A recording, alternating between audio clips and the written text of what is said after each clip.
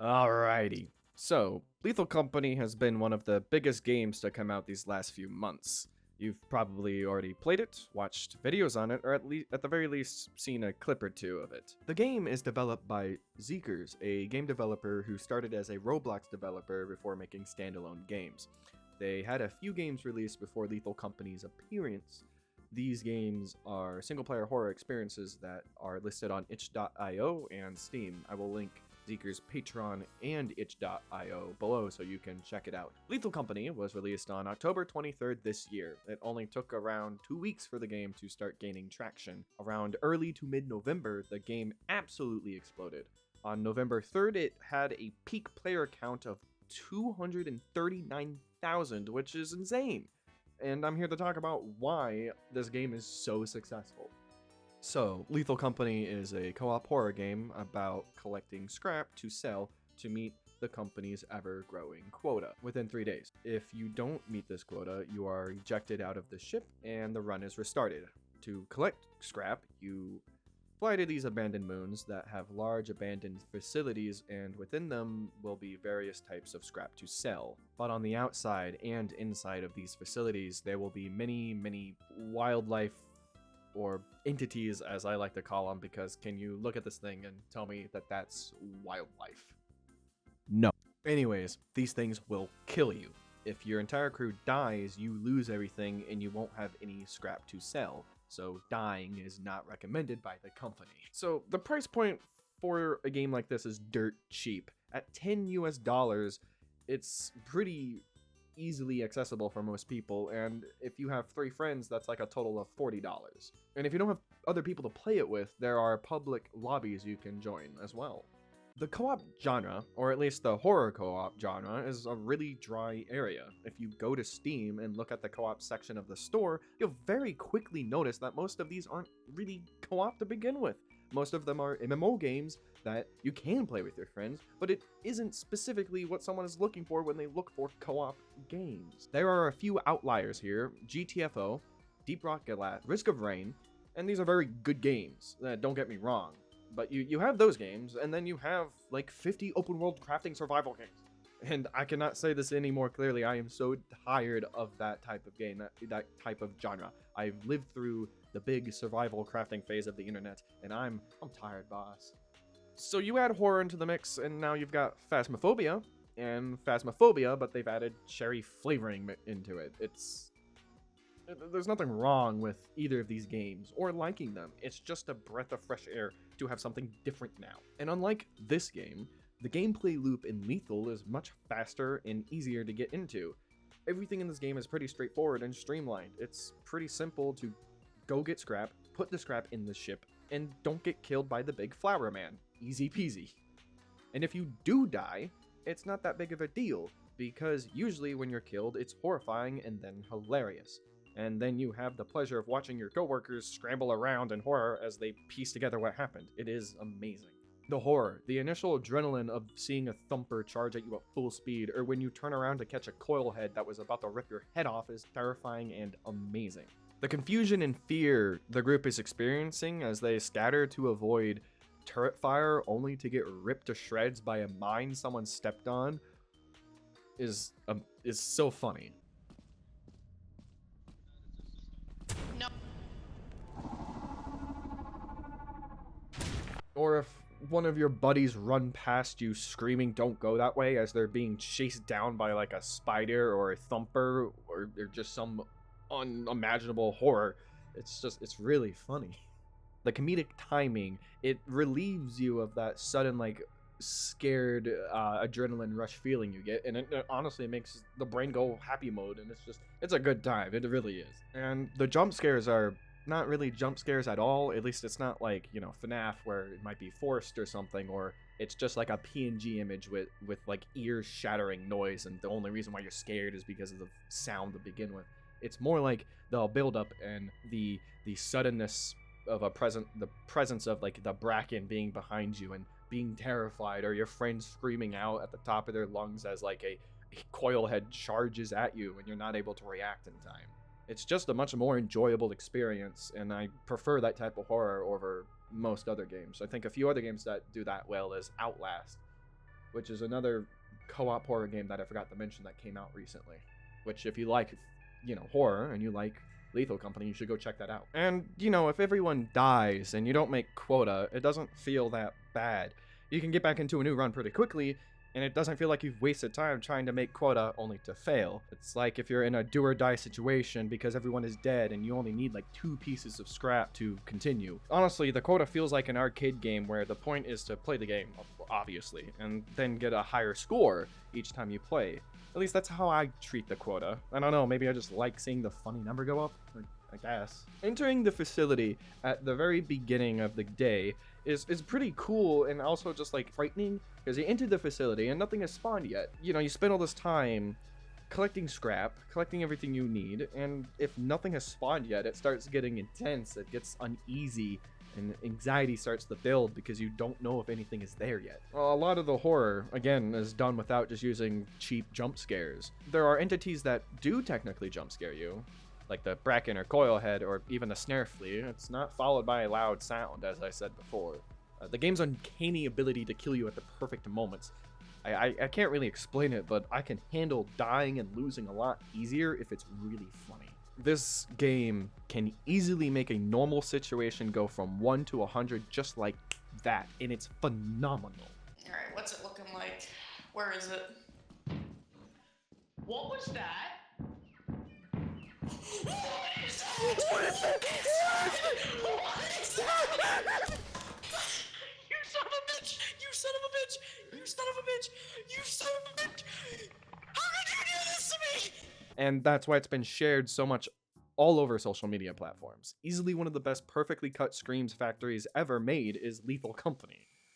In this day and age, it's much easier to record gameplay because most graphics cards come with a recording software that allows people to clip and edit their gameplay, and this game absolutely benefits from that very much.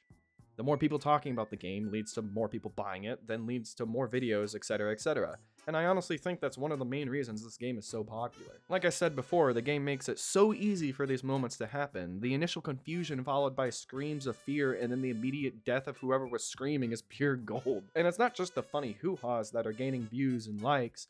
The game's mechanics are simple enough on the surface, but complex and deep enough that guide videos and tips and tricks videos are a big topic at the moment. People want to know what cool tricks they can do, or how to get to the fire escapes. Maybe they want to navigate the facilities better, or simply learn about the cool lore of the moons, the companies, and these entities. The entities themselves are unique enough that every interaction with them for the first time is going to be different, which is perfect for reactions, and even the interactions after will still be unique enough to be hilarious. Their mechanics are also different, and how you counter them changes based on what spawns and what doesn't. My personal favorites are the Coilhead, the Bracken, and the Hoarder Bug. Yippee! These are my personal favorites. I'm not going to go over every single one because that would be a whole length of a video on its own. And recently, a new update came out that added 2 more entities, the Nutcracker and the Mimic, which during the writing of the script I didn't have a plan for. So let's go over the 3 I mentioned. My personal favorite of all time is the Hoarder Bug. These little freaks will spawn in, pick a spot to be their nest, and then look for any scrap or bodies they can find, hoarding them into a little corner. If you get too close to their nest, they will attack you, and if you've managed to take their stuff, they will chase you down until you give it back. He's literally me, bro. He's literally me. And then there's the Coilhead. The Coilhead is a terrifying mannequin with a coil for a neck. They relentlessly hunt you down until they kill you, replacing your head with a coil. They will not move if you're looking at them, sometimes. So as long as you keep someone watching them while you loot, it should be fine, probably. And lastly, the Bracken. This one seems to be everyone's favorite, and, I can see why. Mechanically, he's pretty cool. He's an opportunistic predator, stalking you in the darkness and waiting for the perfect moment to strike. You have to make sure to check your back often in case he's waiting to snap your neck. But if you look for too long, you'll piss him off and he'll snap your neck anyways. All of these creatures have a unique way of acting that truly makes you feel like this hostile world is alive. So the moons. These are the locations you go to get scrap and meet the dangerous wildlife. These moons vary in difficulty. These 3, Experimentation, Vow, and Assurance, are the easiest. Offense and March are harder, Rend, Dine, and Titan are the hardest, and they all have different layouts and biomes with different paths to the facility entrances. The various moons keep the runs fresh, and the difficulty scale is great if people want more of a challenge. for some reason. Outdoors and indoors have procedural generation that makes it so when you go inside, the facility will always be different and have a different layout. Outside, this can either be a good or a bad thing, as all it does is change where rocks or pumpkins will spawn. There are probably a few other things I didn't notice that changed, but for the most part, it doesn't seem too much of a big deal. There have only been some times where a giant rock will spawn in the way and you can't get into the facility. That's happened to me a few times, and that's a bummer, but otherwise it's pretty cool. And oh yeah, once it starts getting dark, wildlife will start to spawn outside. Worms, blind dogs, and giants will start to roam, making the path back to the ship much more dangerous, requiring you to plan ahead on your trips back to the ship. Maybe while it's still daytime, you decide to revert some manpower to get stuff back to the ship in case it becomes too dangerous later, at the cost of fewer people inside the facility looking for scrap. Weather can also affect these moons, but I think most people just straight up avoid it entirely. 3 different weather types can affect these moons: rainy, which spawns in quicksand; stormy, which causes lightning to strike players holding metal; and foggy. Foggy is the worst one. It just makes it so you can't see anywhere, and it's just annoying. Lastly, there is eclipsed, which means enemies will spawn outside as soon as you land. You don't benefit from picking these moons, but I believe it's just so that you don't pick the same moons over and over. Personally, all my friends just avoid them if they're affected by anything and just pick whatever moon is clear. The ambient sounds inside the facility and out are amazing and immersive. Outside, you can hear the tough winds blowing, and the facility buildings make creaking sounds or humming sounds of like old machinery still running. When you initially land the ship on the moon and jump out and make your way over to the facility, this piano starts to play, and it's a really somber, calming track in comparison to the horrors you're about to face in the facility. It's really nice.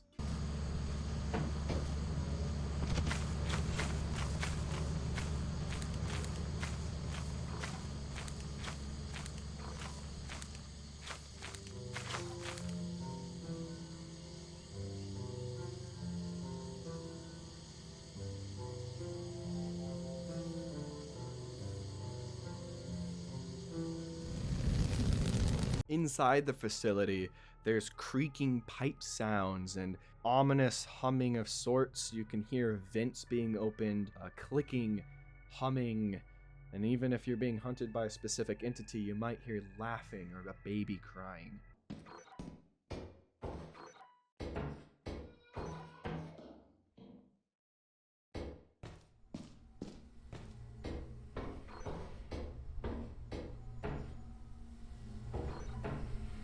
You'll hear like knocking in the walls, and when entities spawn, you can hear them walking around and stalking you. It's incredibly immersive and just terrifyingly good. I will always stand on this hill.